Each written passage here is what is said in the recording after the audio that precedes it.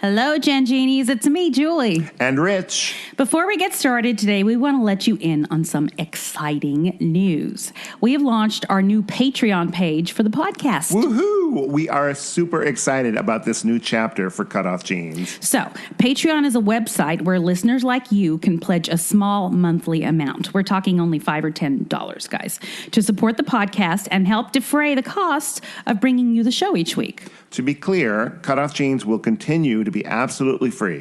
But to thank you for your support, we are going to offer our patrons some fun little extras. Like early access to the podcast every week, where you'll get to hear the latest episode before it's released to the general public. And why not make your friends jealous with exclusive patron-only Cutoff Genes swag? Fancy. And here's something you guys have been asking for, and I'm really looking forward to this. I'm going to host a monthly hour-long online Ask Me Anything session where patrons at the $10 level can literally ask me anything. Anything? You're a brave woman, Julie. You know, I know. I'm also going to give access to my blog, Are You My Father?, where I tell the story of my search, actually it's my life story basically, for my biological father in even more detail than I did on the podcast. Wow, your blog was the original inspiration for Cutoff Genes, wasn't it? It was. Wow. Well, all patrons at any level will receive a shout-out on the podcast along with our undying gratitude for your support. Yep. You guys know that this show is a labor of love for me. It's something I'm very passionate about. It'd mean so much to me if you would consider supporting our work here on the podcast by going to patreon.com/Cutoff Genes Podcast. That's Patreon, patreon.com/Cutoff Genes Podcast. We'll add a link to it on the podcast and on the Facebook page. Thank you all, my Gen Genies. And now, on with the show. Woo! Is your family tree a mystery? Are you fascinated by genealogy? Well, hip, hip, hooray, let's talk DNA with Julie. The truth is in your genes. In Cutoff Genes. Welcome to Cutoff Genes, the podcast that helps you find your truth using nothing but DNA. I'm Julie Dixon Jackson, and I am a genetic genealogist, henceforth known as a Gen Genie. And I am Richard Castle. I am the producer and co-host. I'm not a Gen Genie of anything. I've got no credentials. You're a Gen Genie Junior. I am a Gen Genie Junior, and I guess I have credentials in that I have been on this podcast for, this is episode 85. So 85 weeks of learning about DNA. I'm certainly no expert, but I feel when people ask me about the podcast, I'm pretty good about talking about what we've given them stories that we've talked about. I feel like asking you to snatch the pebbles from my hand, grasshopper. Oh my God. Thank you. That's a kung fu reference, It everyone. Yay. You're like some kind of, you're like my... Sensei. Yeah, sensei. That's Or what did he call him? He called him master, didn't he? Oh, yeah, I don't want to say that. That's creepy. Yeah, that's wrong. Well, you know what? There was another genie who did say master. Barbara Eden. Yes. You can't see it, folks, but I'm doing like Barbara Eden's arm cross right now, and I'm blinking. She was so cute. She was great. Yes. I saw her in a show in Long Beach years ago. What was it? Oh, it was. It wasn't a name show. It wasn't a book show? Yeah, it was bad. I mean, she was good. The show was bad, but I loved her because someone told me that she could not see going down these stairs, and so she had to have these two guys come like take her arm, and she was so fearless about it, walking down these steps in the middle of the show in a song, and just walking down the stairs and just trusting that these two guys were there to like walk her down the stairs. There's a trick to that. You shouldn't be looking.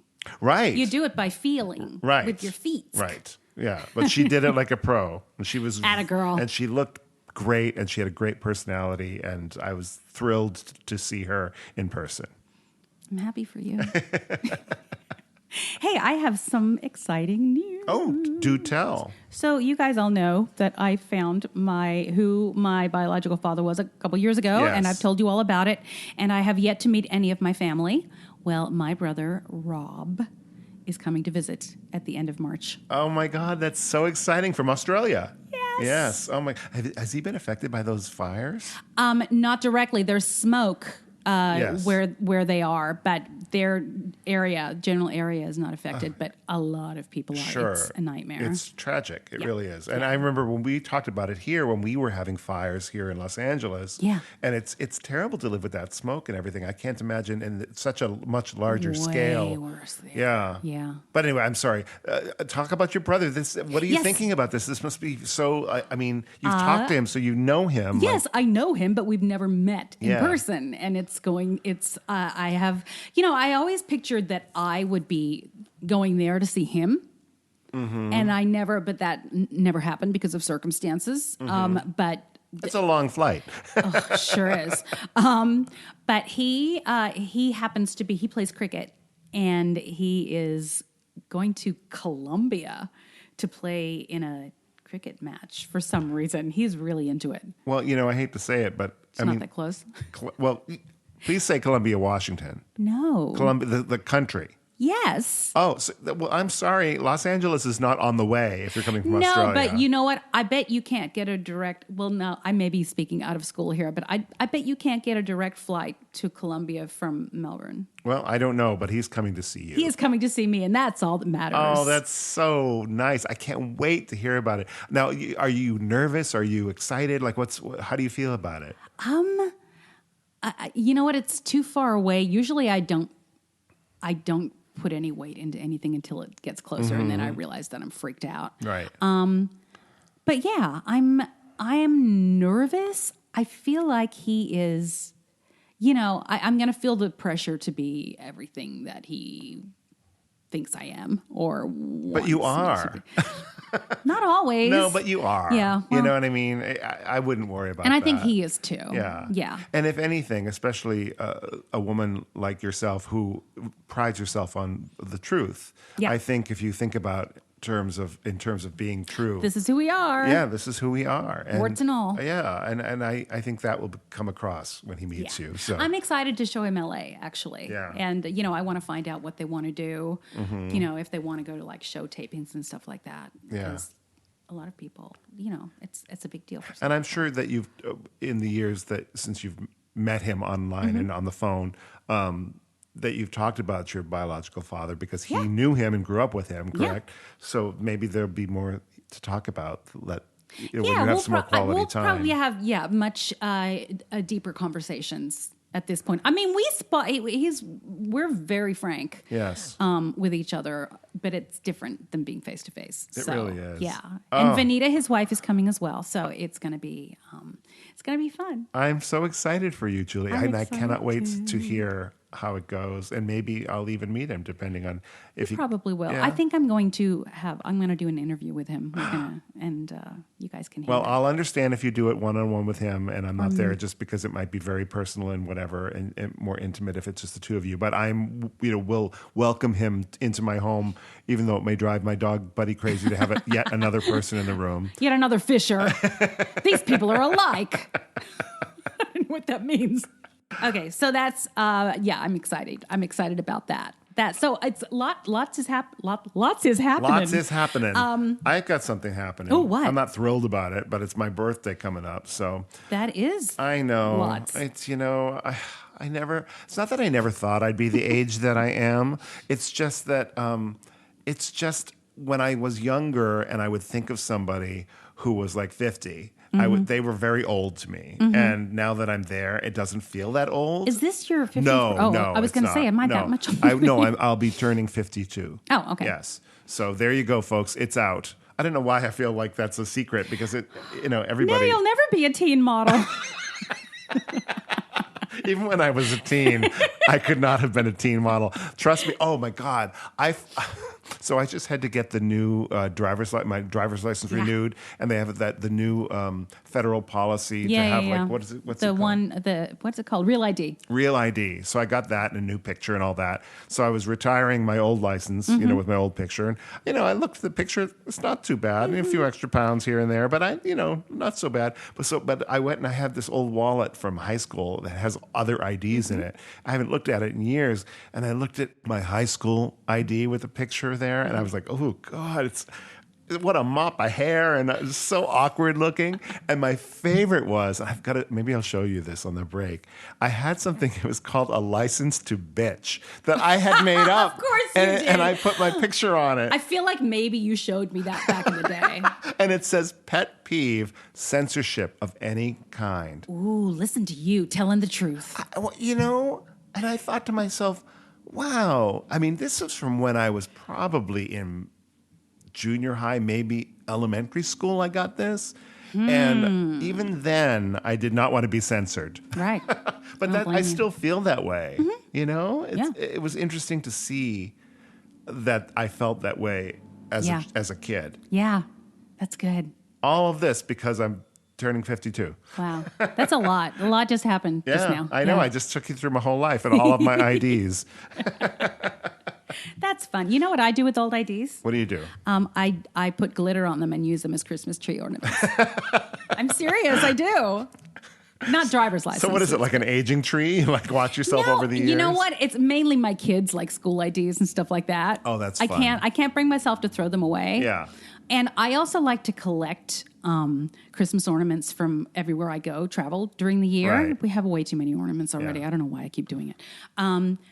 But like room keys, if I forgot to get one in a city, I will get the key card and I'll decorate that. And I'm a loser. No, you know what? They're unique. Well, They are. Yeah. They make me happy because I can actually say. And our big Christmas extravaganza is as the kids decorate the Christmas tree, as they take each one out, I make my husband tell everybody where that came from. It's a quiz for him. Oh my God. It's cruel, really. You should throw something in there before you unpack it, and just make it up and see it and be really upset that he doesn't know. He might think he's having like an aneurysm or something.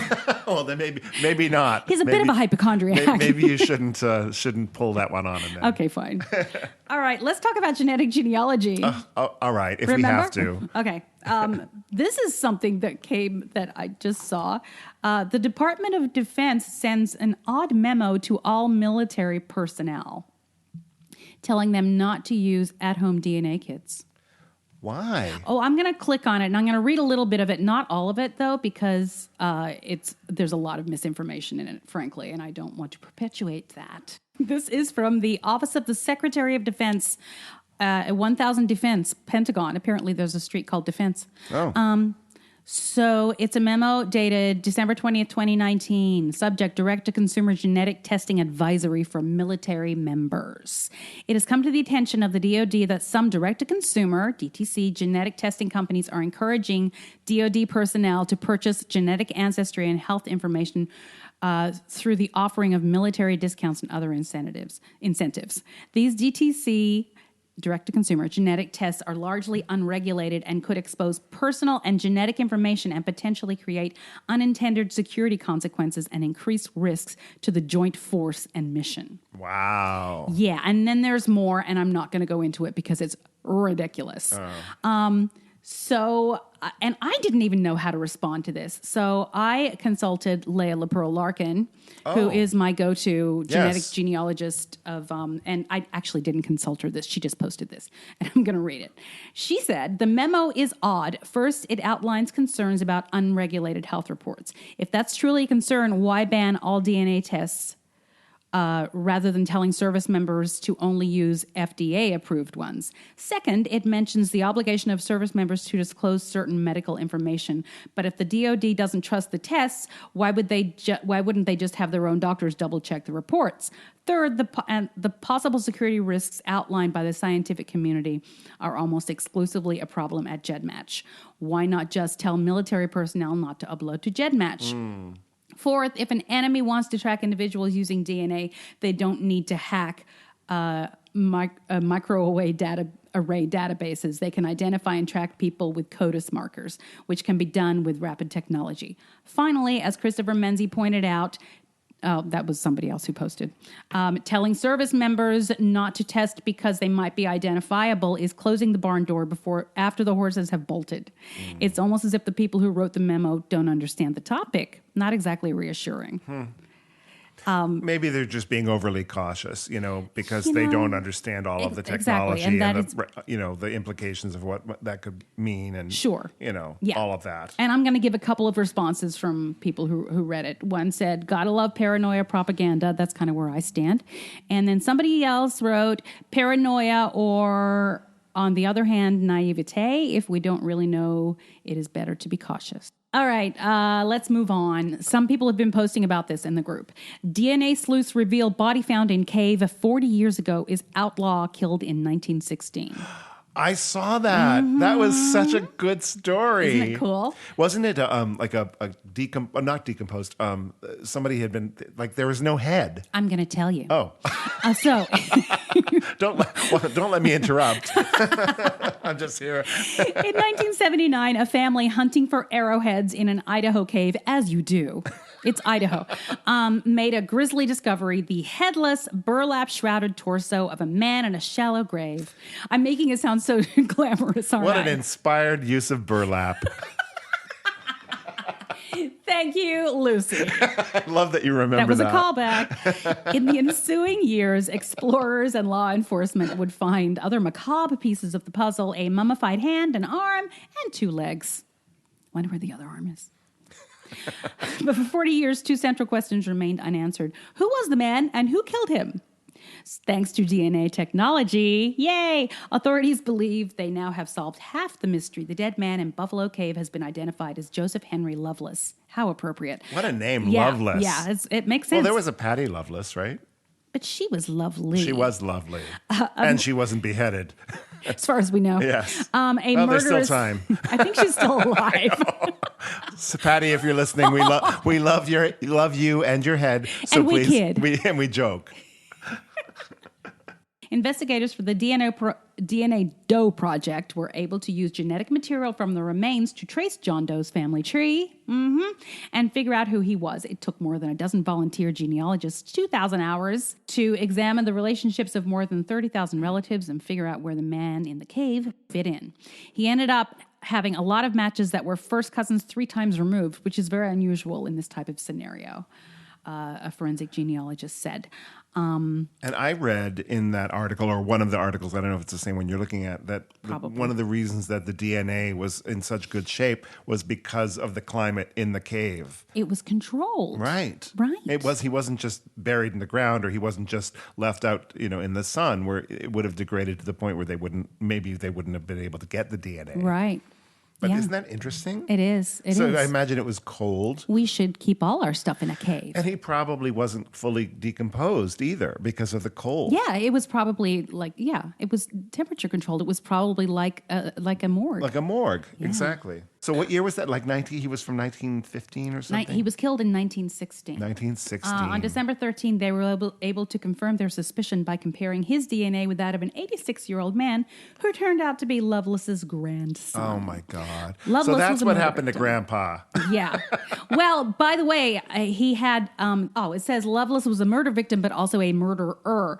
Born to Mormon settlers, he was a bootlegger with a string of aliases and a knack for escaping from jail. In 1916, he was arrested for, wait for it, axe killing of his wife, Agnes, and the mother of their 4 children. Oh, my God. I thought he killed their children, too. I feel a little bit better about it now. No, but he was dismembered. So I would think somebody did that as revenge. Oh, yeah. Right? Oh, yeah. Because they didn't just kill him. It might have been one of his 4 children. Maybe. Somebody said, what's good for the goose is good for the gander. Yep. And then did they ask the grandson, the living grandson, if he had ever heard anything about his grandfather? He says, I heard he lost his head. These are the jokes. Oh, they don't get any better, folks. So he used a hidden saw in his shoes to saw through jail bars. I mean... Yeah, how big could a saw in your shoe be? They're really? like little files, Yeah. but I guess they have nothing else to do. Wow.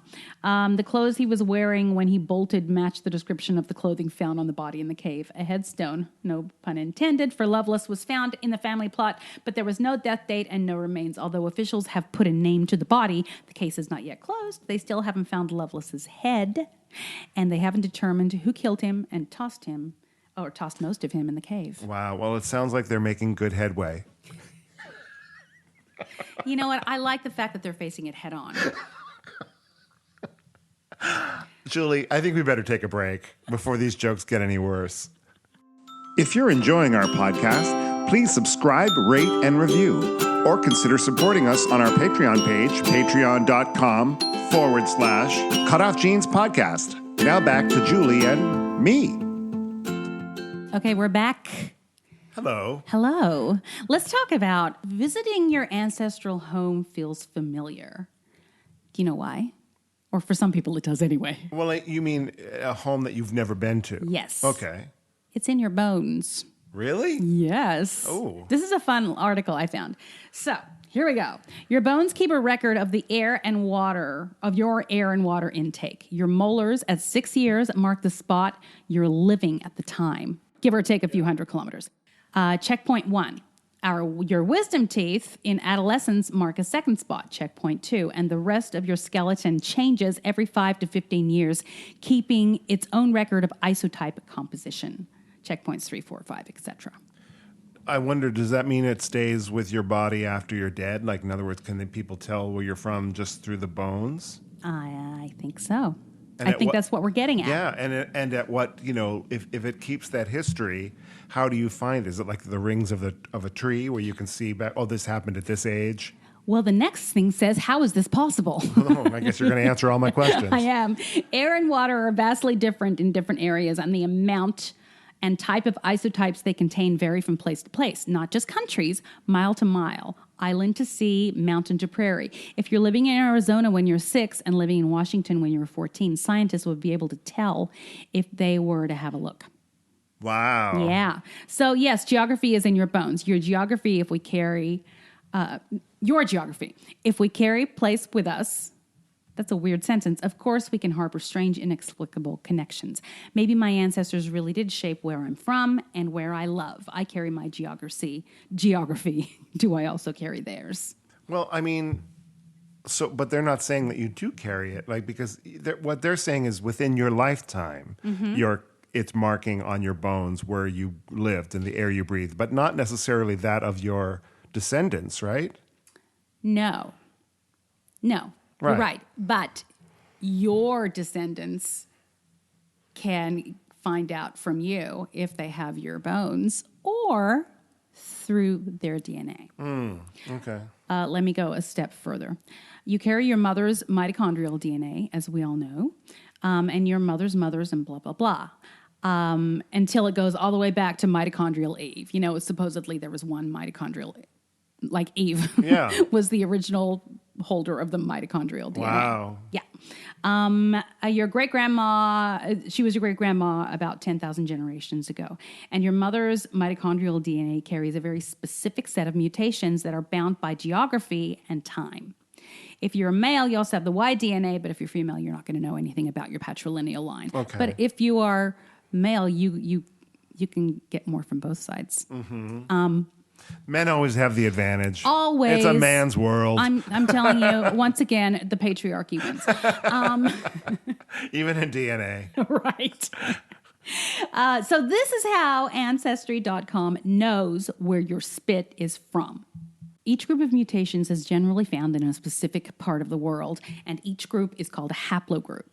Each haplogroup is a branch point on the mitochondrial phylogenetic tree. Wow, that's a mouthful. I said it. Each group forming at different times. You get a random selection from mom and a random selection from dad, meaning two siblings' test results could come to remarkably different conclusions, but usually they'll be pretty similar. That's a good explanation for why people ask me all the time, why should my brother test if I've already tested? I see. Oh, yeah. Because you get different DNA. You get different, it's random. Right. How you get it from your parents.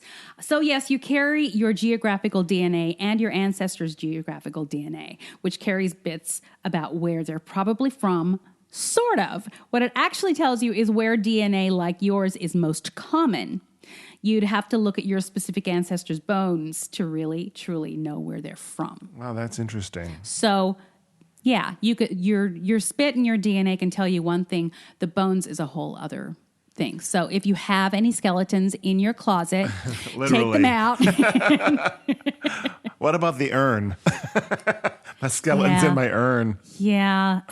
Yeah, mine too. We've talked about this, Yeah. but you can't get it. There's It's no all DNA burned in it. away. Yeah, exactly. Bummer. Oh, I guess I'll never find my ancestral home. Thanks a lot. Well, thanks a lot, relatives who got cremated. But you can go to. Thanks a lot, Dad. Somebody reached out to me recently who's a fellow podcaster. I can't remember her name offhand because I just remembered this. But her podcast is about traveling. Okay. But she recently got into genealogy and genetic genealogy, and now she wants to start traveling to places that her ancestors are from, which is exactly what I want to do. That's my dream. Wow. I literally, because I know so much specifically about where my ancestors were, like addresses even, and I get that. That is interesting to see it in person because you know so much. I don't know, like right now, I don't feel that way because I don't know enough about the history of my family. Right, you don't even know who they were. But I get it. I mean, why do people take? I don't know. Why do people go to places where movies were filmed? Right? Because they want to be fame. Well, not just fame. But you know what? That's interesting. There are people who, because they've never been around it, think that anyone that's ever been on TV is famous. Aren't they?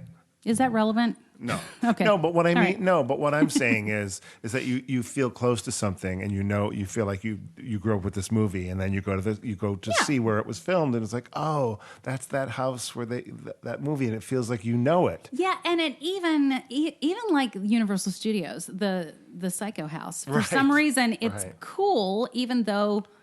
We'll take it to another level. Like, why do people go to London and take the Jack the Ripper tour? Because perhaps because they might have read extensively about it and they know and they want to see the places. Well, for me, it's the Tower of London. Right. I could spend hours and hours there just because of the history behind it. Right. It's like when you go to any museum and you see like that's the actual object of this person or, it's really, it's fascinating. And for me, it's more fascinating, like I said, because I said this before, I didn't really care much about history until I discovered my own. Right.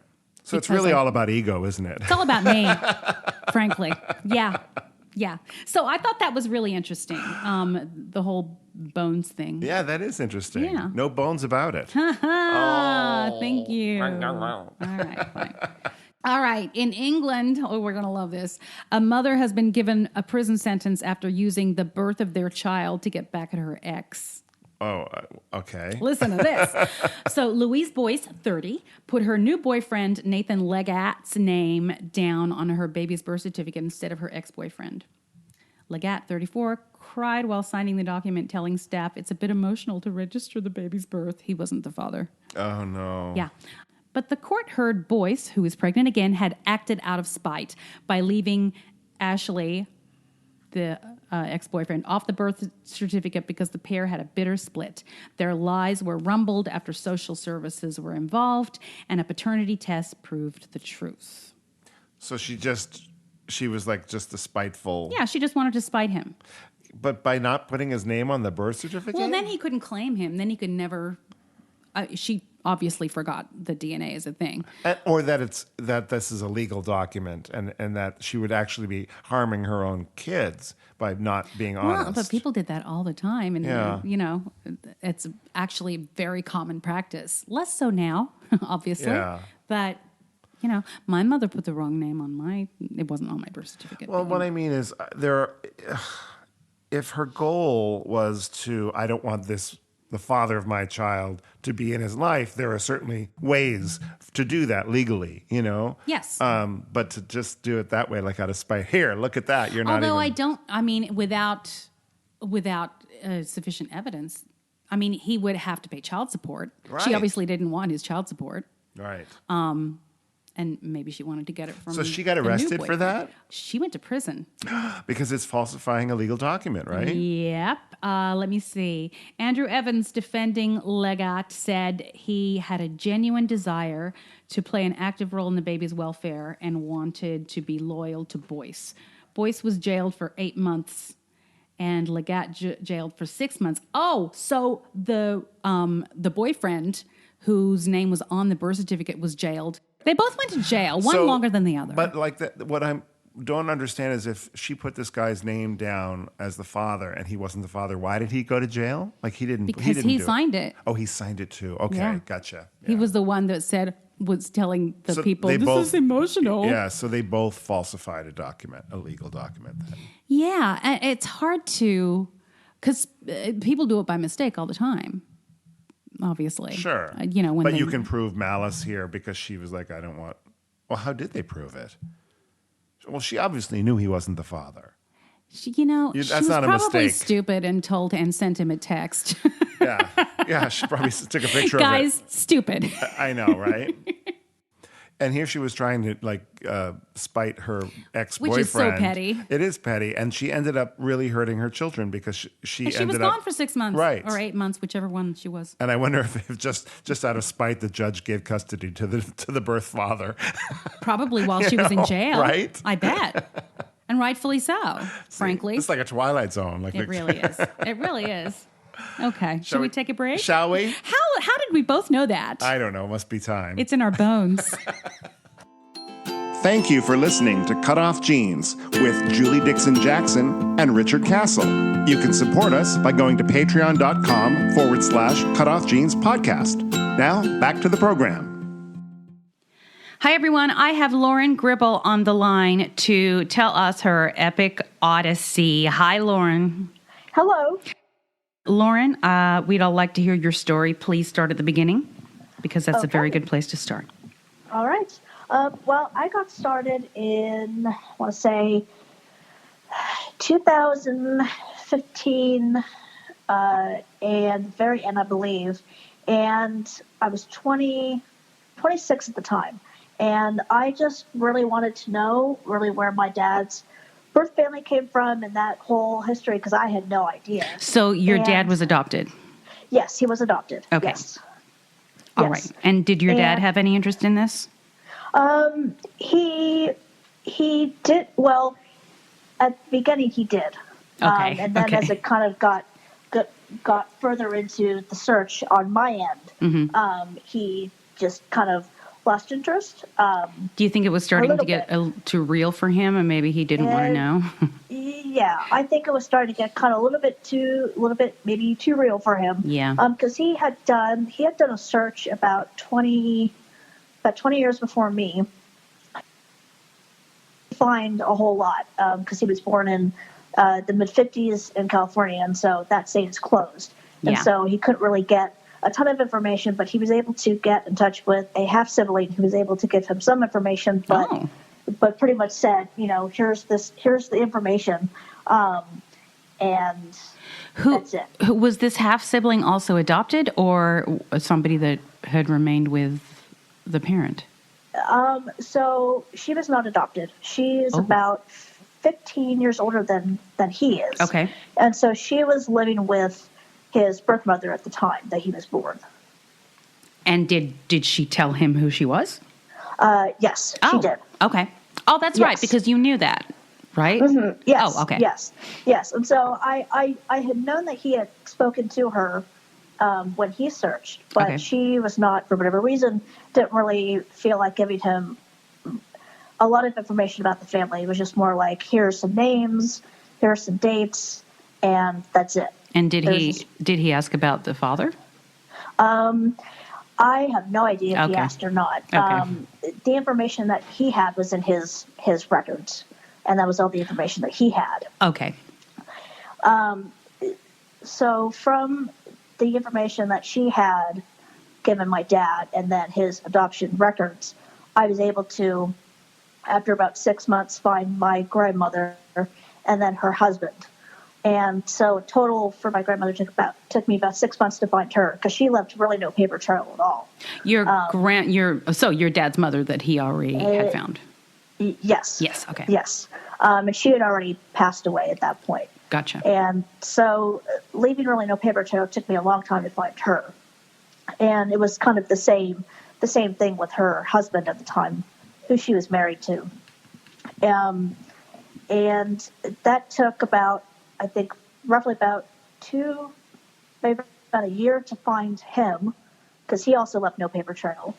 And then about a year after that, I took a DNA test and through Ancestry, and was really shocked because in the records, my dad's mother had said, I'm half Irish and your father's 100% Irish, and in my Ancestry DNA results, it said 8% Irish. And Okay. I'm thinking, okay, this is weird. Like, I'm thinking between my dad and both of them, I should have more than that. And it turns out the guy that she claimed was the birth father was not the actual birth father. Shocking. Okay. Yes. And at that point, I'd already traced this guy's family back to Ireland, talked to a few of his relatives, and it just obviously wasn't the right guy. But it wasn't him, so all that work for naught. And all that work for nothing, yeah. But I kept his information in the tree, just because of, he's got grandchildren and children, and, I'm not quite sure if they know his whole story. So I kept his information in my tree. Okay. And so about a year after that, I got a message from a second cousin who basically asked me who I was and said, I have no idea who you are. I've never heard of you. Who are you? And I said, well, that's flattering. Yeah, exactly. And so I told him who I was, and he goes, well, I've never really heard of you, but you're a second cousin, so you must be somehow related to one of my uncles or something. And so his mother had four brothers, and we figured out that one of them had to be my grandfather. And so through a process of elimination over about the course of a year and a half, we finally figured out who my actual grandfather was, and also through DNA as well. Just because one of my actual grandfather's kids tested on 23andMe. Oh. And so that brought up a half-uncle match for me. Right. And, of course, that would be a half-sibling for my dad. Right. So, in total, this whole search has taken about 6 years. And from the names of my biological grandmother, her husband, and my actual grandfather, I now have almost 900 people in my tree. Oh, wow. And over 3,100 records. So it's been quite a search. So you identified your grandfather. Yes. Have you spoken to his family, reached out to his family? Any of that? Is there a connection there? Well, I have reached out to the second cousin who contacted me on Ancestry DNA. Okay. And that, unfortunately, that relationship fizzled out. But I've not been able to get in contact with any other relatives on that side. It's mostly been on my grandmother's side of the family. Oh, I see. And Yes. And have they both passed? Yes, they have both passed. Okay. But you have at least done... So basically, your full line at least, and so you have that to work with as far as regular genealogy goes. Oh yes. Yeah. So I know, my grandmother's line. I know my grandfather's line, and I know that whole history. So that's been figured out. I mean, I'm still working on the tree just because, obviously sometimes with large families. Well, it never ends. I mean, there's no such thing as finishing your tree. Yes. Yeah. There's never quite an end there. But for the most part, I do know, where everybody comes from and who they are and all of that. That's cool. Do you consider yourself, were you a genealogist before you wanted to find your father's family or vice versa? No, I was not. So I was a freelance writer at the time, and I still am. And when I stopped writing at the end of the day, that's kind of when my search for my family started. I would do this every evening pretty much for a year. Oh, wow. And just every single night just did, even if it was just one thing, I would do it and do it and do it. And so that's kind of how I got started. And from just doing my own search, I really started to become good at doing genealogy and learning how to do it, just from all the different Facebook groups and just reading and learning about it and all of that. Mm-hmm. And so about a year into searching, I said, I may want to try out helping other people find their families. Mm-hmm. And so I started doing that through one of the Facebook groups, and I had a really high success rate. And people were just saying, you found this person, you found this person, you found this person. And so that's kind of when I said, okay, I think I have to rethink my career path a little bit. Uh-huh. So that's how it got started. It got started from a love of helping other people. Yep. And finding my own family and feeling satisfied with my own efforts, but also helping other people as well. Yeah, that's very similar to my story, too. So you were a search angel for how long? I was about a search angel for about a year. Okay. Yeah. Yeah, that sounds familiar. Interesting. Mm-hmm. Now, are you a full-time a genetic genealogist or genealogist, or how do you run your business?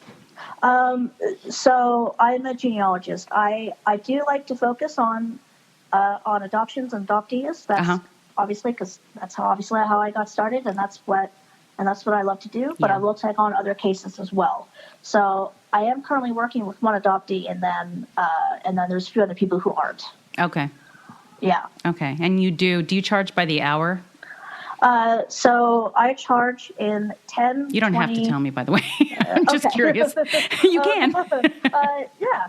So yeah, I do charge in hour blocks. Okay. And so that's how I charge. Yes. Okay. Cool. Yeah. And it's full time. You do it. Yes. From your home. That's great. Yeah. Mm-hmm. I find that too. It's just when any spare moment, I could be researching. Absolutely. Okay. Do you have any other weird twists and turns you have to share? Well, and I know that I mentioned this to you in our last message, that it was kind of a weird thing with my grandfather, just because I didn't really know, who this guy was and how they met, and I'm thinking, okay, well, I know who he is, but I'd love to know the story of how my grandparents met. Mm-hmm. And it turns out my grandfather was the neighbor of my grandmother. Oh, yeah. Yes.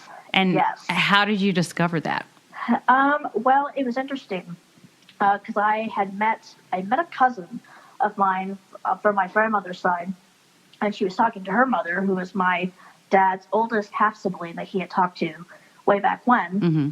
And they were looking at my tree, and they saw my grandfather's picture and his name, and my half-aunt says, "Oh my gosh, that's the guy," and he was the neighbor. And so my cousin messages me and says, "Well, now you know the story. Now you know how they met." And so that was always kind of the weird twist, when I tell people. Yeah, were you able to confirm that by looking at the census records? So that was in the 1950s. So there was no census records of that, that are available right now for that. Gotcha. But my aunt was able to confirm and remember. So. And were they both married at the time? So according to my aunt, they were both married, but both their spouses had left them at that point. Oh, okay. Yes. All right. And they had previous kids? They had previous children, yes. Oh, interesting. That must be interesting to be an adoptee that has older siblings. Mm-hmm. Yeah. I haven't experienced that one, as far as I know. I mean, who knows? Do you want to talk about your dad since you've discovered this, whether he's interested in this information? Sure. Yeah. Yeah. Well, it's definitely been kind of a interesting progression, because he went from the beginning of not really being interested at all, and then kind of maybe feeling it was a little bit maybe too much for him to kind of process. And then once we got in touch with some cousins through DNA, who we were able to meet, then he got a little bit more interested. He's like, "Oh, okay, now I have family that I can talk to and have a relationship with." So now he's definitely become more interested than he was before. Oh, that's good. Yeah. That's good. He feels like and has he expressed to you gratitude? Sure. Yeah. That's good. So you feel like it's nice to do it for family members, I think, to feel like it's, yeah. It's funny though, because I do it whether or not they want me to do it. And so, it's always I always get a bit taken aback, or not even taken aback, but, when I'm really excited about someone and I call them, I'm like, oh my gosh, your local cemetery has so-and-so and so-and-so buried there. You should totally go and take a picture of that. And they're like, oh, okay, I will. Never do. They just, if you don't care, you don't care. So, especially I always think it's so interesting with my mother. She lives in the town that her German ancestors first came to when they came to Australia, when they went to Australia. And her second great-grandfather was quite a known figure in the area, and there's lots written about him. And there's, he ran a German restaurant pub type thing with an Papa band that was very well known. And, I know the exact location of it. And she's never been inspired to go and check it out, which, wow. Yeah, I know. That's interesting. Yeah. So some people they want to leave the past in the past and don't really want to, I don't know. I find it fascinating. I find history fascinating. And I don't know if that's because I'm adopted and, so the more I can find that'll ground me to the earth, the better. People have been like, oh, yeah, cool. But then they don't. I don't know what I expect people to do with certain information. I guess that's on me. But, but it's interesting. It's like I really have to remind myself that I'm just doing this for me because the majority of people don't really care. Yeah, no, I would definitely agree. I mean, I get a lot of people who say, I'm just, I don't have that interest. I'm not interested in finding out where my family comes from or my genetics. I just don't have any interest. That's not really my thing, and I'm totally fine with it. Yeah, because I get enough people who say, I really am interested and I really want to know. Yeah, and I'm really invested in that piece. So honestly, it really depends upon the person. Yeah, you're right. It does. My husband likes board games. I don't like board games. So I have to respect his lack of interest in mine, in my hobbies. Okay, Lauren, thanks for talking to us today. Yes, absolutely. Telling us My your pleasure. Story. All right. Thanks you. a lot. Well, that wraps up the podcast for this week, Julie. I am Richard Castle, as you know. I do know that. And you do follow me on the Twitter. Indeed. Which is @CastleSongs. Or you have been to my website, have you not? richardcastle.com. I go there every day. I wasn't going to tell you. But... So just because she forgets who I am. Which talks about how I am a songwriter, composer, and a musical theater writer and a pianist. That will have a musical produced this summer in Wisconsin. At Northern Sky Theater, and the show is called Love Stings. Check it out. And who are you? I am Julie Dixon Jackson. You can find me on the Twitter @JulesJackson with 2 O's. You can find the podcast @Cutoff Jeans Pod. Find us on Facebook, Cutoff Jeans Podcast. Answer a simple question. We'll let you in, probably. You can send me a message by email, julesjackson@cutoffjeans.com. And there are various sundry other things that you can do to contact me. Please don't stalk. Also, hey, remember, guys, I am going to be at Roots Tech this year. I will be at the Birth Parent Finder table, and come and say hello to me because I would love that. That's in Salt Lake City, correct? It's in Salt Lake at the end of February. Okay. Yes. And also, please consider supporting us on Patreon. And you can do that by signing up there at patreon.com/Cutoff Jeans Podcast. We sure would appreciate it. We sure would. And that's the truth, Julie. And you know what else is the truth? The truth is in your jeans.